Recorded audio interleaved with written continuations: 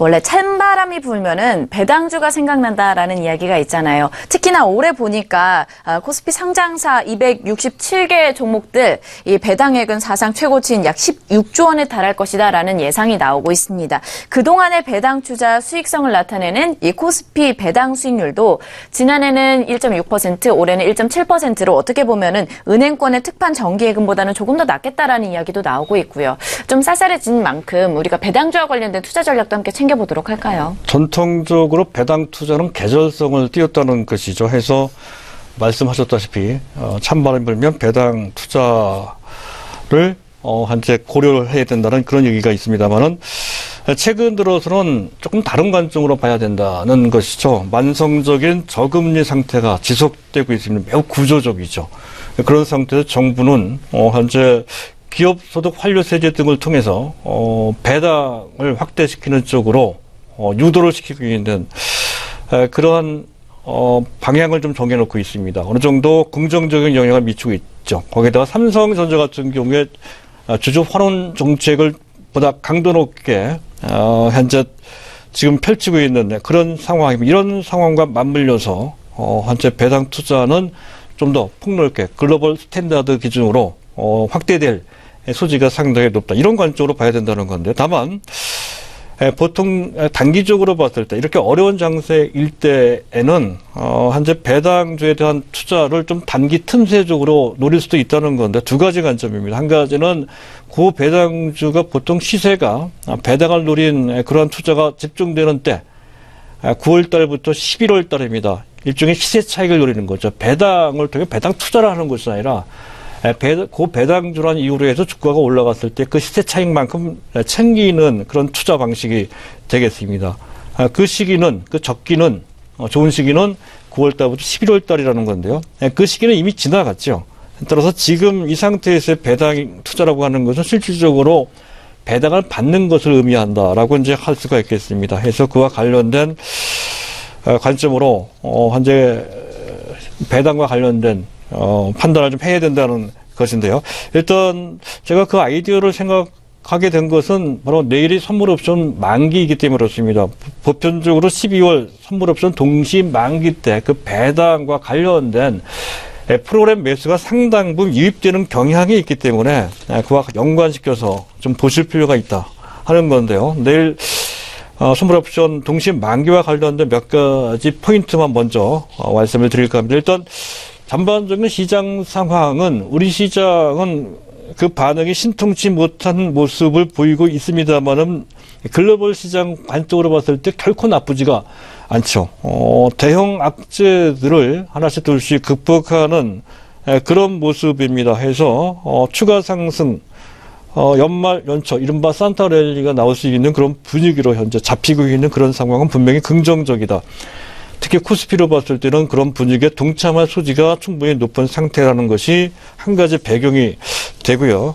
또 한 가지는 12월 달은 앞에서 말씀드렸듯이 배당과 관련된 전반적인 분위기가 조금 더 그전과 보다 강하게, 그전에 비해 보다 강하게 형성될 소지가 높다. 이런 관점에서 현재 그전보다는 특별히 더 신경을 써야 된다는 이런 관점인데요.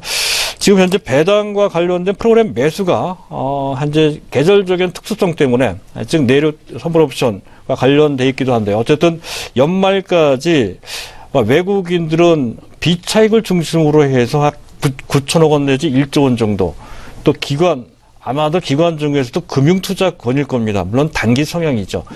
그들이 대략 한 3천억 내지 5천억 정도 배당만을 노린 프로그램 매수가 유입될 수 있다는 것인데요. 내일 선물옵션 만기를 맞이해서 만약에 베이시스 조건이 좋으면 그와 관련돼서 지수가 대량의 프로그램 매수가 들어오면서 코스피 지수가 오늘과 정반대의 지수가 탄력적인 상승할 가능성이 충분히 있습니다.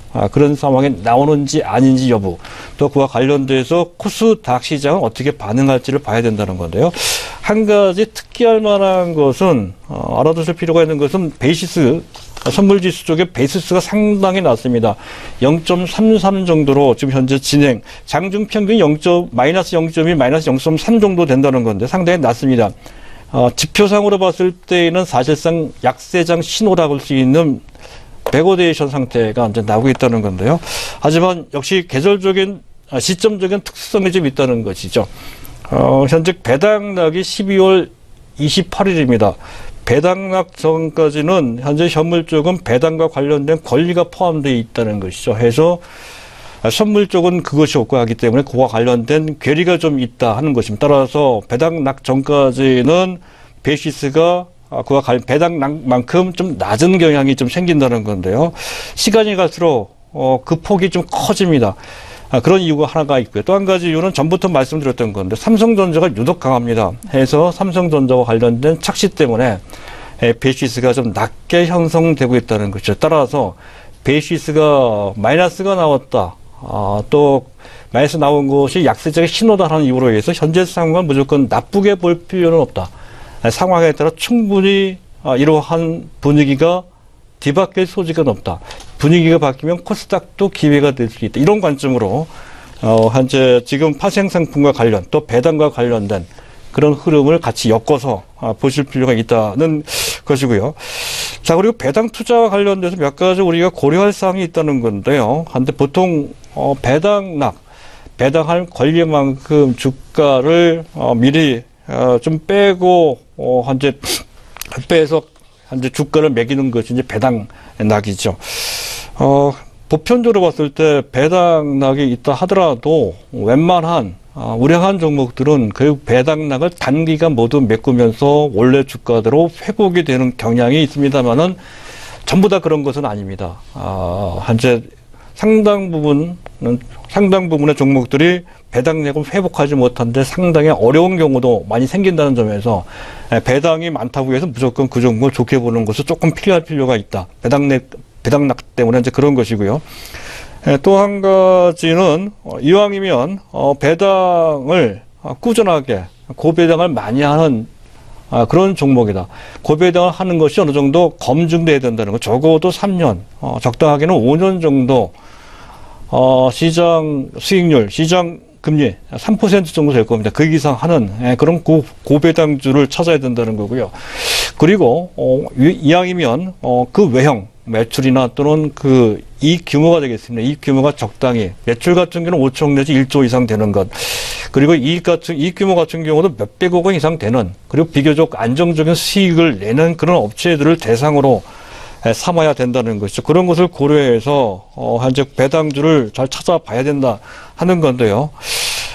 작년도입니다. 보편적으로 현재 그 전에 배당했던 것을 계속 현재 연결시켜서 고배당을 하는 그런 경향이 좀 높다는 관점에서 작년에 고배당을 했던 종목들이 금년에도 고배당을 할 소지가 높다는 관점으로 볼 필요가 있다는 건데요. 작년 고배당주를 보게 되면 코스피에서 4% 이상 배당 수익률을 주어진 그런 종목을 보게 되면 하이트 진로가 보이고요. 또 한전도 있고요.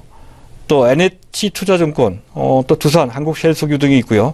저 코스닥에서는 골프존, 유원홀딩스, 네오티스, 청담러닝, 정상지게리스, 삼본 정밀전자, 서원인텍 같은 종목들이 있습니다. 2016년도 배당 유망 업종을 본다면 은행주가 제일 만만한 것 같습니다. 저퍼주인데다가 현재 배당 기대 수익률이 적어도 3% 내지 많게 4% 후반대가 기대가 된다는 거죠. 대부분은 저PBR주고요.